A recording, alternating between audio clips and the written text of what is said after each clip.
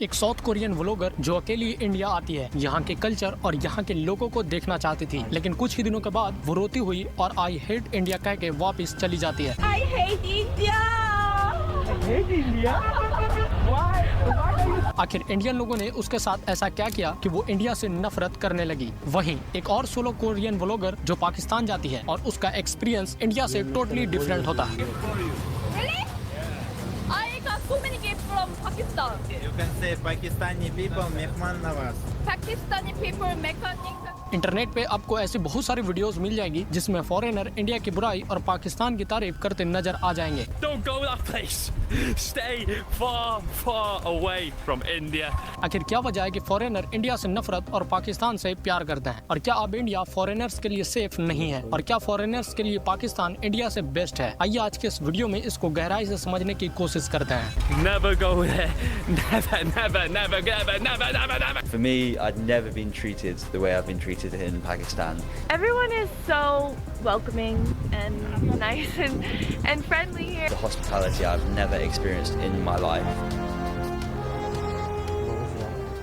साल 2023 में 9.66 million tourist ने इंडिया का विजिट किया था, और वहीं पाकिस्तान में लगभग 1 मिलियन से ज्यादा जो टूरिस्ट इंडिया में आते हैं वो अक्सर अफसोस करते हैं और दोबारा कभी नहीं आना चाहते। लेकिन वहीं पाकिस्तान में टूरिस्ट इतना ज्यादा खुश होते हैं कि वो बार बार पाकिस्तान आना पसंद करते हैं। ये सच है कि कुछ प्रॉब्लम्स इन दोनों देशों में है, जैसे पोल्यूशन और हैवी ट्रैफिक। इंडिया में लोकल्स का टूरिस्ट के साथ बिहेवियर बहुत ही ज्यादा बुरा होता है।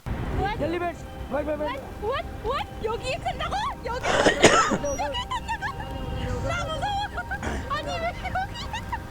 और ये सच है कि सभी ऐसा नहीं करते, लेकिन वही कुछ लोगों की वजह से पूरा देश बदनाम होता है। कई व्लॉगर्स जो इंडिया में घूमने आते हैं उन्हें हैरेसमेंट तक का सामना करना पड़ता है। एक व्लॉगर जो अपना व्लॉग को शूट कर रहा होता है, अचानक एक आदमी उस पर हमला कर देता है और उसका कैमरा छीनने की कोशिश करता है।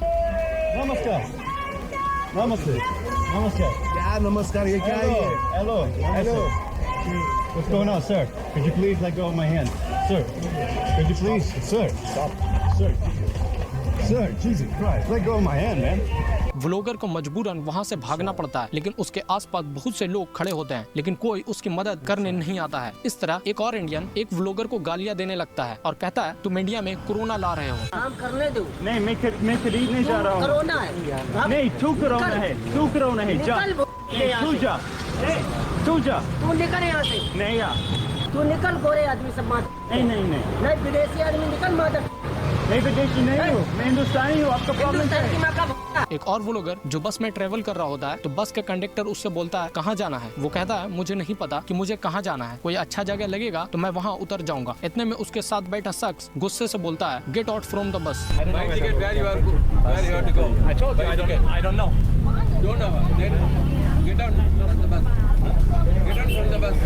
लेकिन वहीं जब ये व्लॉगर्स पाकिस्तान जाते हैं तो वो इतने खुश हो जाते हैं कि वो पाकिस्तान के बारे में क्या कहते हैं आप सुनिए। I've had the privilege of visiting Pakistan 3 times previously in my life, and I've learned so much about this amazing and often misunderstood country. You like Pakistan? Love Pakistan! Pakistan! Zindabad! Pakistan is a very, very misunderstood country. Pakistan Zindabad.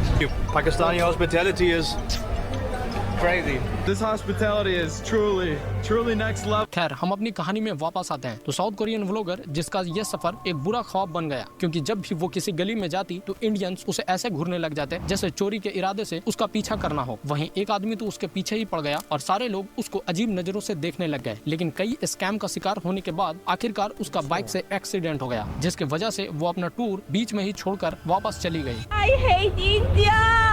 और इसके अलावा foreign tourist के साथ कई rape के cases भी report हुए हैं, जिसमें अमेरिकन, इजरायली, ब्रिटिश और स्पेनिश के नागरिक शामिल हैं। अमेरिका, ऑस्ट्रेलिया, कनाडा, यूके और इस तरह के कई देशों ने अपनी फीमेल सिटीजन्स को इंडिया में अकेले सफर करने से मना किया है। अमेरिका ने अपनी ट्रैवल एडवाइजरी में कहा है कि इंडिया में रेप के केसेस तेजी से बढ़ रहे हैं, कोई भी फीमेल इंडिया में अकेले सफर ना करे, और इन सब के पीछे खुद इंडियंस का अपना ही हाथ है। ये इंडियंस फॉरेनर को देखकर कैमरा ऑन कर लेता है और उससे हरेस करना स्टार्ट कर देता है, और उससे भी बुरा कि वो उन पर प्राइस टैग भी लगा देता है। ये मेरी लुगाई है। Hello, Hi. ये मेरा साला है। कैसा लगा साला? ये 150 की, ये 200 की।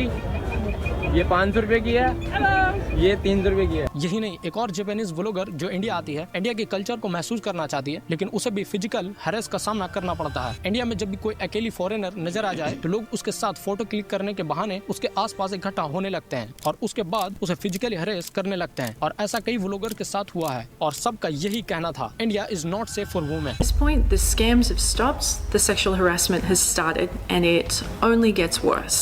I don't know, it was just really dirty and we didn't feel safe at all. He is not safe, not at no time of the day. और इसके मुकाबले में पाकिस्तान में ऐसे हैरेसमेंट का केस बहुत ही कम देखने को मिलता है और व्लॉगर्स यहाँ अपने आप को काफी ज्यादा सेफ फील करते हैं। I have never ever had a bad experience with any kind of harassment, so it was very safe as a woman. I feel that there is absolutely no fear of being alone here. लेकिन ये भी सच है कि यहाँ western country जैसे UK, Canada, Australia अपने citizens को पाकिस्तान में भी ट्रेवल करने से पहले अवेयर करते हैं, लेकिन फिर भी उनका एक्सपीरियंस टोटली डिफरेंट होता है। ये देखिए, ये एक कैनेडियन व्लॉगर है जो अपनी जिंदगी से डिप्रेस होकर अकेले एक अनजान सफर में निकलने का फैसला करती है और पहुंच जाती है पाकिस्तान। वो कहती है कि पाकिस्तान ने उसकी जिंदगी टोटली चेंज कर दी है। Everyone is just so warm and welcoming and accepting and non-judgmental, and they're just like, you are a guest in our country, you know, they're just so excited to meet you and to host you. And these people are so amazing. एक और Australian vlogger जो पाकिस्तान जाती है documentary shoot करने के लिए, वो भी बताती हैं कि जितनी रिस्पेक्ट मुझे पाकिस्तान में मिली है शायद और ही किसी देश में मिली हो। Man, this country will steal your heart away. It's top tier for adventurous traveling. If you go to Pakistan, you're not a tourist. You are a guest.